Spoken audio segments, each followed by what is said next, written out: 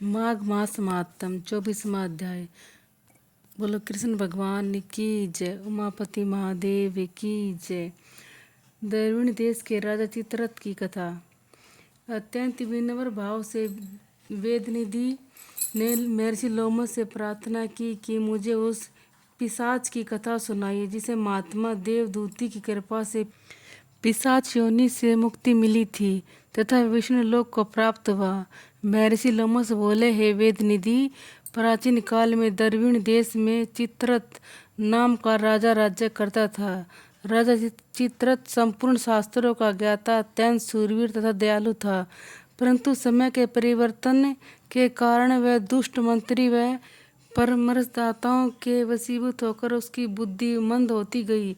उसकी प्रवृत्ति कामुकता की ओर बढ़ती गई। उसने अनेक सुंदरियों को पटरानी बना लिया। उसके कोष में स्वर्ण रत्न की भरमार थी, अतः वह किसी भी चिंता नहीं करता था तथा काम तथा मद में डूबा रहता था।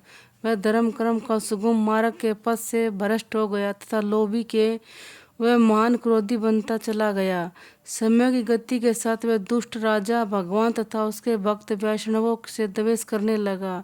वह भगवान के भक्तों को यातनाएं देता तथा कपटी व नास्तिकों व खुशमदियों का सम्मान करता, उनको यथाशक्ति दान देता तथा राजकोष का दुरुपयोग करता। उसकी समस्त प्रजा कष्टों के कारण त्राहि ताहि करने लगी। प्रजा के श्राप तथा अपने कुकर्मों के कारण राजा को अनेक व्याधियों सताने लगी तथा दिन प्रतिदिन वह दुर्बल होता चला गया। अत्यंत कष्ट के साथ वह मृत्यु को प्राप्त हुआ।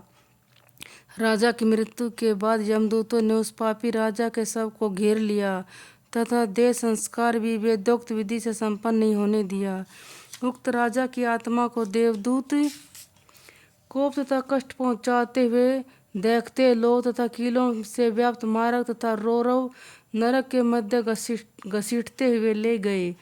राजा तराई तराई कर उठा, परंतु उसकी कातार वाणी सुनने वाला विशाल जबड़ों वाले सरगाल एवं कुत्ते थे जो उस पर झपट्टा मार रहे थे तथा वह अत्यंत असहनीय पीड़ा से चीखता चिल्लाता जैसे तैसे यमलोक पहुंचा। यमलोक में पहुंचते ही राजा को नरक में फेंक दिया गया।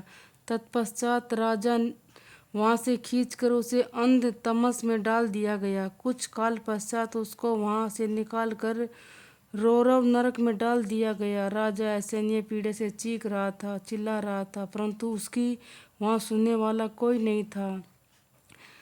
कौरव नरक के कष्ट सहने के पश्चात राजा को महाकोक नरक में डाल दिया गया। महारौरव नरक की घोर यातनाओं के पश्चात भी राजा को छुटकारा नहीं मिला। तत्पश्चात राजा को काल सूत्र आदि नरकों की यातना के लिए ले जाया गया। राजा असहनीय पीड़ा से मूर्छित हो गया। कुछ काल पश्चात राजा की मूर्छा भंग हुई तथा जैसे ही वह चैतन्य हुआ उसको कठोर महाबीची नरक में डाल दिया गया। महाबीची नरक के घोर कष्ट सहने के पश्चात राजा को ओर से प्रतापन नरक में ले जाया गया। राजा पीड़ा से युक्त अत्यंत व्याकुल हो गया। तत्पश्चात उसे कर्म संताप नरक की यातनाएं सहनी पड़ी थी।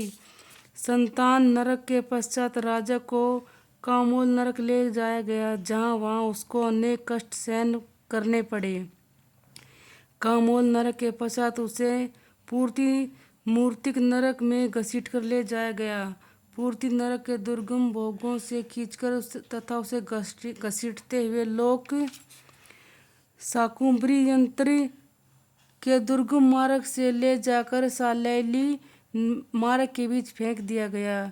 शाली मार्ग के बीच से अत्यंत भयानक नदी बहती थी। उस नदी का नाम भयानक ही था। उस नदी में कुछ तक समय तक बहने के पश्चात राजा को वहां से उठाकर महाभयानक दुर्गस मार्ग पर ले जाया गया। तत्पश्चात पापात्मा राजा को पत्तरवन लोक तारकादि नगरों की कष्टमय यातनाएं सहनी पड़ी। तारकादि नरकों की यातनाएं उस राजा को 21 युग तक सहनी पड़ी। राजा को यह सब यातनाएं भगवान विष्णु व उनके भक्तों से द्वेष करने के कारण सहनी पड़ी। तारकादि यातनाएं सहने के पश्चात राजा जैसे ही बाहर आया तो उसे गिरिराज पिशाच की योनि प्राप्त हुई। पिशाच की योनि युक्त राजा माँ भयानक रूप धारण करने के पश्चात मेरु पर्वत के भयंकर वनों में चारों ओर घूमता रहता, जहाँ चारों ओर अग्नि प्रज्वलित रहती तथा दुखों के कारण चीखता चिल्लाता रहता, परंतु वहाँ जल की एक बूंद तक उसकी प्राप्ति नहीं होती थी। इस प्रकार भूख तथा प्यास से विलाप करता हुआ राजा हाय मरा हाय बचाओ चिल्लाता परम वैष्णव महात्मा दूर दुर्वृत्ता के आश्रम में भटकता हुआ पहुंच गया। वहां कातिर वाणी में विलाप करता हुआ राजा चिल्लाया कि हे प्रभु, मैं कब तक इन अनेक जीवों का को भोजन बनता रहूंगा। हे विष्णु भगवान, मुझे बचाओ, मेरा बेड़ा पार करो, मैं अनेक योनियों से कोक